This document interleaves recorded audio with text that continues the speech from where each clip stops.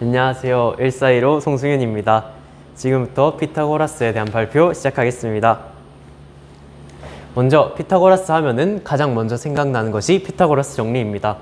따라서 피타고라스를 자연스럽게 수학자라고 생각하는 사람이 많을 수도 있습니다. 하지만 피타고라스는 수학자라기보단 철학자에 더 가깝습니다. 당대에는 학문 사이 구분이 명확하지 않았었습니다. 그래서 세상을 연구하는 학자들은 대부분 세상에 대한 근본 원리와 삶의 본질 따위를 연구하는 학문인 철학자라고 할 수 있습니다. 따라서 피타고라스 또한 철학자라고도 할 수 있고요. 그 무엇보다도 피타고라스는 자기 자신을 철학자라고 불렀다라고 합니다.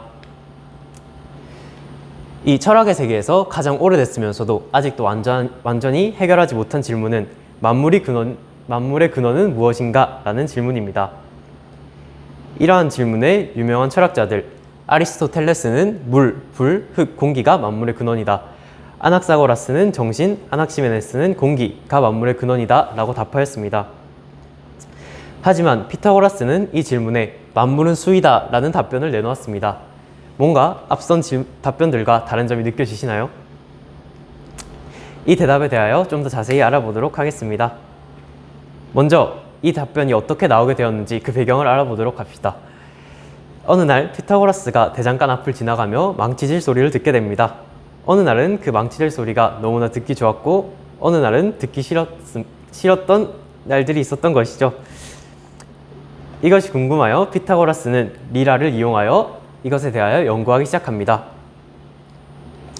그 결과 리라의 줄들 진동수 사이에서 1대1, 2대3, 3대4 같이 간단한 정수비가 이루어질 때 그 소리가 듣기 좋다는 사실을 알게 됩니다.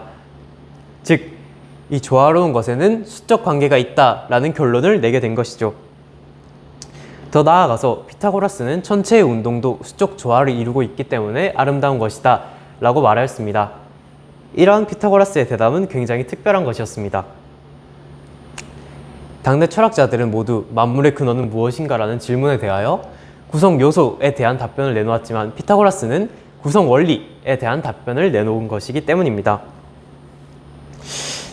즉, 만물은 수이다 라는 피타고라스의 사상 속에는 세상의 원리를 수로써, 즉 수학이란 도구로 자연의 비밀을 밝혀낼 수 있다 라는 사상이 담겨 있는 것입니다.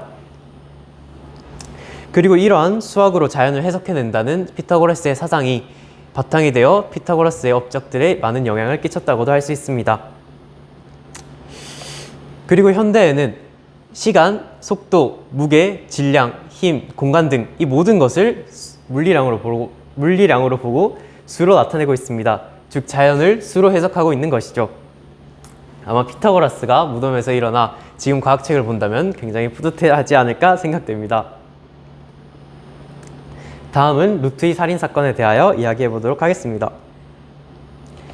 앞에서 알아본 것과 같이 피타고라스는 세상이 수적 관계 속에서 있기 때문에 조화롭다라고 생각하였습니다. 하지만 아이러니하게도 피타고라스 정리에 의해 무리수의 존재가 세상에 드러나게 됩니다. 이 무리수 사이에서 수적 관계를 발견할 수 없던 피타고라스는 이를 자신의 제자들에게 비밀로 하라고 말을 하게 됩니다. 하지만 히파소스라는 제자 한 명이 이 루트의 존재를 세상에 떠벌리고 다니게 됩니다. 그래야 결국 이 히파소스는 제자들에 의해 바다에 빠져 죽게 됩니다. 이러한 이야기가 루트의 살인사건입니다. 자, 피타고라스는 왜 이 루트의 무리수를 비밀로 하기로 하였을까요? 어쩌면 이 피타고라스에게 있어서 추상적이어서 수적 관계를 발견할 수 없는 무리수는 이 피타고라스, 수적 관계로 모든 세상이 이루어져 있다라는 사상을 가지고 있는 피타고라스에게 자신의 세상을 부정하는 것이었기 때문이 아니었을까요? 즉, 이러한 추상적 개념이 현실 세계로 넘어오는 것을 받아들일 수 없었던 것이죠. 하지만 현대에서는 수학은 죄다 추상적 개념들 투성이입니다. 저희가 배웠던 허스와 허근, 그리고 앞으로 배울 미분 적분까지 모두들 추상적 개념인 것이죠. 즉, 구체적 세상을 이해하기 위해 이 추상적 개념을 사용하는 신기하면서도 이상한 현상입니다. 아마 추상적인 것을 싫어하는 피타고라스가 현실 세계로 넘어온다면 아마 수포자가 되지도 않을까요? 지금까지 피타고라스에 대하여 알아보았습니다.